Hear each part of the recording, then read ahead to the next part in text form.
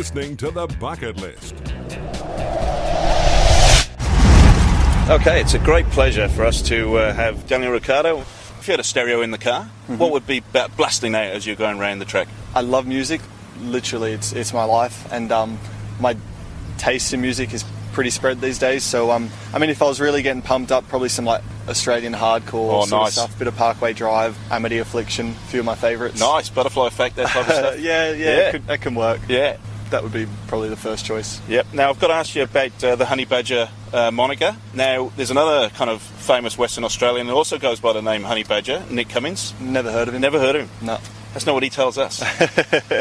Is there a bit of a rivalry? Is there going to be a Honey Badger off? I fear he will win that rivalry. if we have anything physically related to battle the naming rights, then... he might be a bit quicker than you on feet, but not in a car. I think my best chance is probably clipping him with my car, but otherwise anything swinging related, he would, or tackling related, he's going to win it. So it's a mutual respect for the name. I like that. Yes, definitely. Abu Dhabi was actually kind of where you made your name a little bit with the Young Driver Test. 2010, 2011? Yeah, good memory. 2010, I think it was. So you know more than me. Yeah. I'll be a bit of a player too. It's just, it's going quick, but that was where that was my, I think, second test in F1, and where I, started to show some really good speed. So I think by that stage, Red Bull knew I was, a good up and coming driver for them in the future. And you started way back. Did you start in karts? In karts, 9 years old, and just basically loved speed. I loved the sport because it was different. Everyone was playing footy, soccer, all that, and I was quite small and skinny as well as a kid, so I probably wasn't built for Aussie rules, or at least probably mentally not built for it. So I liked individual sports. I like sort of being a little bit left of field. Now, you're from a Sicilian family. Should I be worried? No. If Dad was around, to be honest, he's probably set up someone in the buildings there with a sniper, but you'll be sweet. Okay. You're right. Just aim right. So, with that background, did you have a motorsport background? Like, was the family around motorsports, or was it just something you wanted to do? Dad raced a bit, when he was younger, so for fun. And I mean, I think he would have loved to have taken it more seriously. Obviously, didn't really have the funding or the support to do much more with it. But the passion, I guess, came through him. He loves motorsport. He loves cars, probably more than me. Sure. I mean, he never forced me to do it. It was always my choice. But I guess through the blood or whatever, I got a love for it. We were actually at a go-kart, the Australian titles in Geelong. There's a whole new range of Ricciardo karts. Yes, you're on it. So, that was a bit of a project I started. And, a mate of mine back home who helped me out, when I was racing as a kid, basically just, came up and said, I think it would be a really cool opportunity for you. And, it also gives something back to the sport and try and get some young kids come up through the program. Definitely. No, it's admirable that you can put your name to that. And it's quite nice seeing your name on a car. Yeah, beautiful. I won't lie. And it's it also gives people to aspire, someone and some pathway to aspire to actually get into. You've proved that you can get into Formula One from karts, whatever background you are. Yeah, exactly. So it's that's a good thing about doing it from Australia. A lot of it is so far away to Europe, and Formula One seems like so far away. But obviously, I saw Webber do it, and now I've done it. So hopefully, the next generation can do it. Yeah. Now, speaking of Mark Webber, he's a massive speedway fan. What other sports are you following outside of racing? I mean, so I love pretty much all forms of motorsport. Yep. Probably my favourite form of motorsport is or to watch at least. One I get most excited for is Supercross, like all the AMA, the American stuff. Yeah, sure. So, I mean, Chad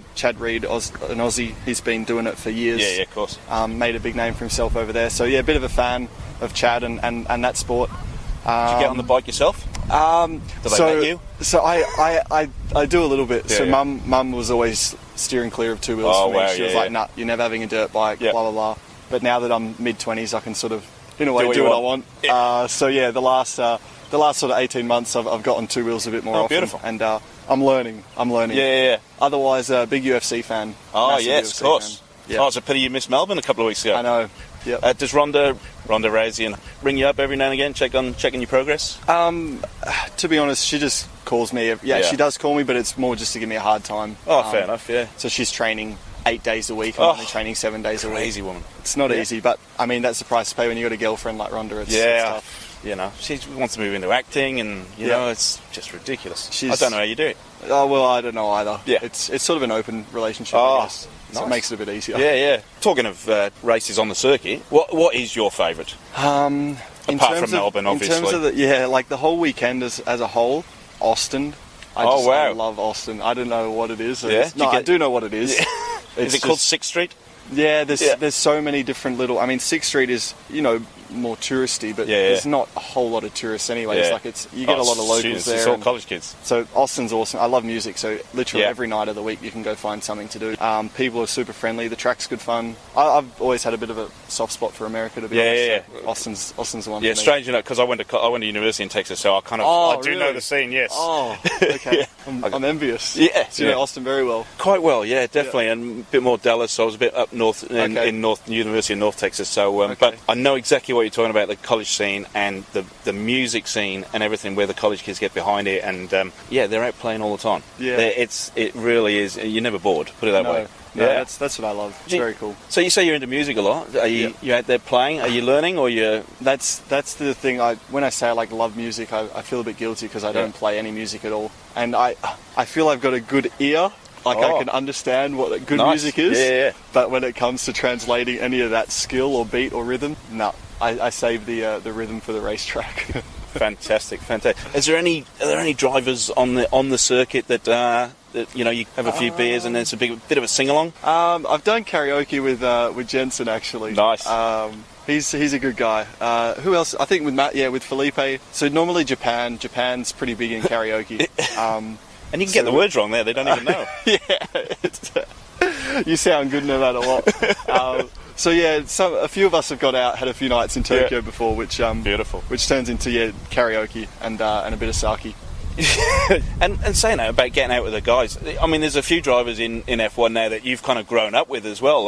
Johnny Verne, Maldonado. There's a couple others that kind of your age as well, and you've come through the ranks in exactly the same series. Yeah, in a way, it's quite cool. You race with. I mean, when I first moved to Europe, I was racing with some of these guys. Bottas was one of them. And, we battled each other when we were 18 years old, and now we're mid-20s, and here we're sort of at the top of the food chain, which is cool. It's cool that you see. Your rivals, and then when you get to F1, obviously you're still rivals, but it's sort of cool that you both made of course. So that's good fun. Is there any characters left on the F1 circuit, do you think? There's no James Hunts kicking about anymore, is there? Bit of a smoke after the race. Not that I don't see anyone smoke really, but who does? But in terms of, I mean, people do go out and enjoy themselves. Yeah, of course. I think it's one of those things. When I first got into F1, I was, obviously low key. You don't want to be the new kid on the scene partying and not getting the results. So let's say I waited till I got the results and then I started to let my hair down a bit more. Well, when you get the results, you get the you get the results. Yes.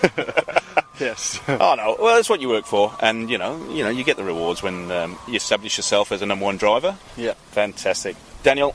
Thank you for your time. We really appreciate it. I can't believe we've managed to spend some time with you and lift the lid on. It's going to cost you. Well, I can imagine so.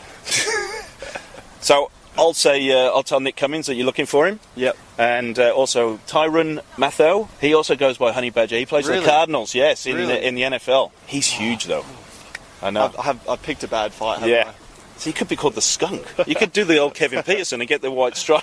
No, don't do that. Now, best of luck with everything. Keep fighting to the end. We do wish you all the best, and hopefully, like I say, we will see an Australian world champion before you're finished. Yep. And it won't be an enduro cars like that Webber guy. Don't worry about that. Cheers. See you next time.